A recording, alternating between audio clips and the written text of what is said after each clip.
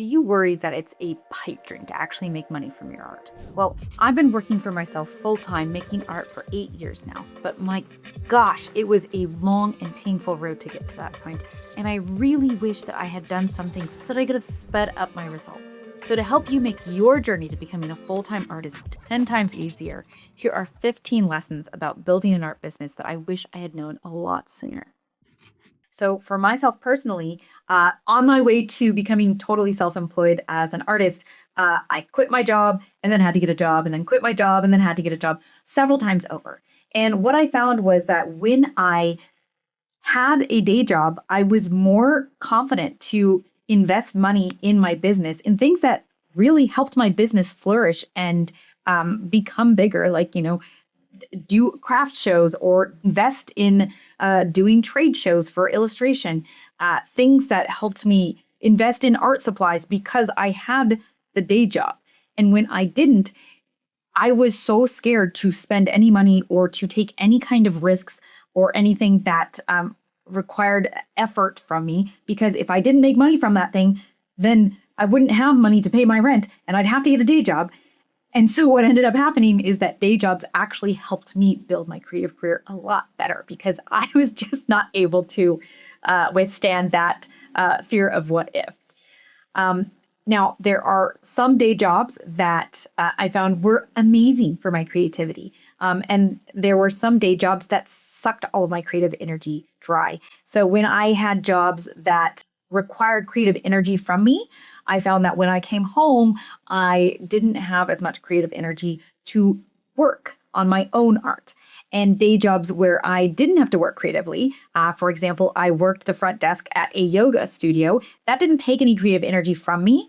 I just had to show up and, check people in and that sort of thing. That left me with a lot of creative energy to dump into my art career, my personal art career.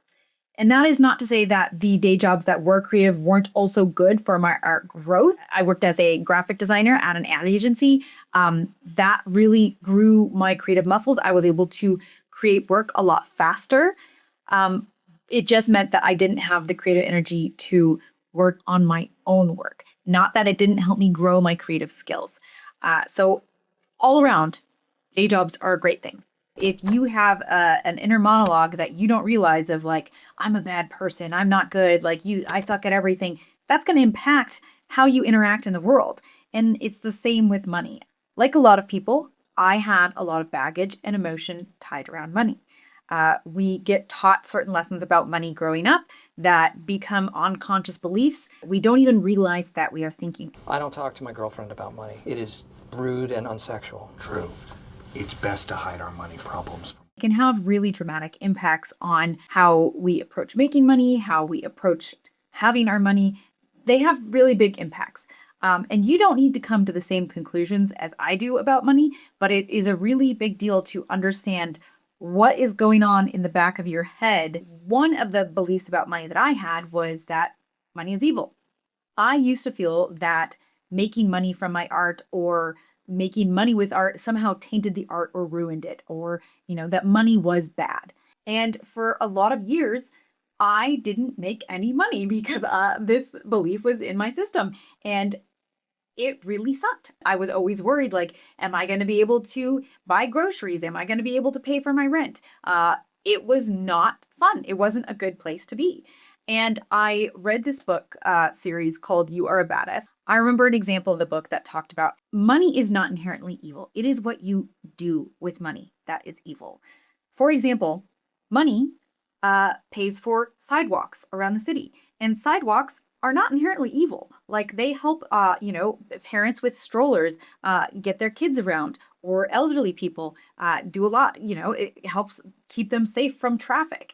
Sidewalks are not inherently evil, and they do require money to create and build. We need to pay the people who are making sidewalks a wage. This shift around, it's not that money is evil, and it's not that making money from your art is evil, it's what you choose to do with that money, made a really big difference in how I approached my work.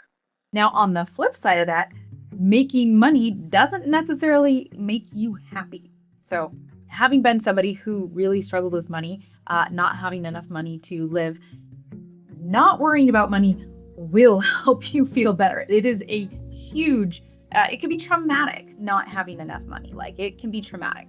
But once you get past that point, making money isn't guaranteed to make you happy. I had a goal that I wanted to make 6 figures making art on my own, owning my own business. And the first time that I hit that, I was so disappointed. It just felt like, okay, now what? I made 6 figures. Now what? The money isn't what makes you happy. Security can leave you less stressed, but if you can't enjoy the process and what you're doing, it doesn't matter how much money that you are making. You still need to care about what you are doing. At least I do. Build a financial cushion for your business. So you've probably heard the advice that you should have savings for your own personal life. You also need to have savings for your business. You are going to need to spend money on your business. Art supplies cost money, a laptop costs money, an iPad costs money. If you have a camera, that camera costs money. And those things are not going to last forever. It's all junk. You need to use those art supplies. And even if you don't, paint will dry up and you will need to buy more. A laptop will get old or will get broken and you will need to get a new one. So keep in mind that you need to save money for your business with the money that you're making now. So set aside a small amount, create a budget every 4 years.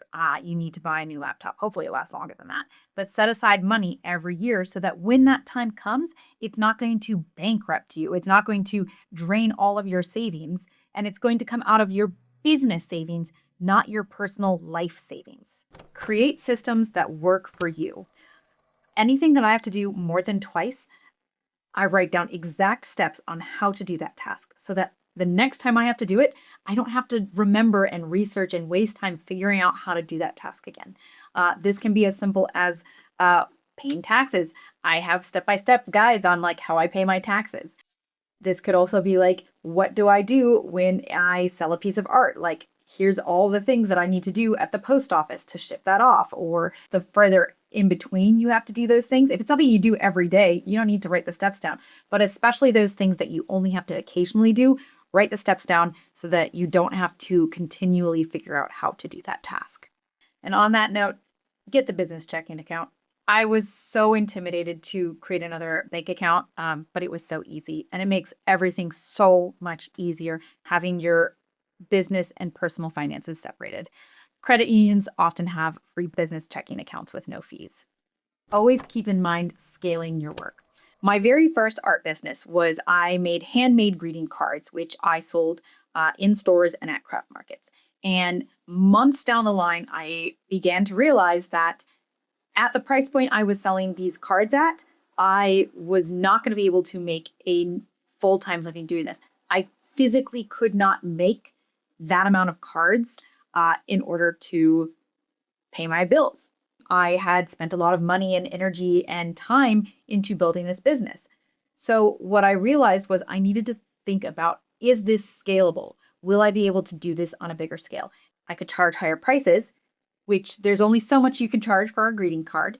So at that point, I had to think, okay, do I want to build this handmade work and make it more elaborate and sell it as art pieces rather than greeting cards? Or do I want to find a faster, more efficient way to make these as cards, as greeting cards? But the lesson for me was, just because it was fun in the moment, that's great and that's worth investing in, but I need to consider the scale of something. Is this something that I can do on a long-term sustainable basis? Your career growth is not going to be linear. It's not going to be a slow and steady rise to success. Some projects that you do and some art pieces that you'll make will have massively bigger impact than others.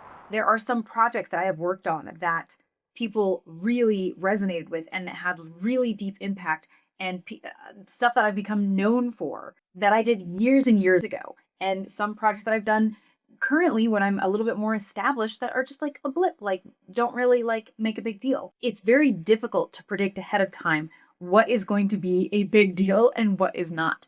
Sometimes you'll have a gut feeling. Like sometimes I've been like, oh, I know that this project that I'm working on, this is going to really resonate with people.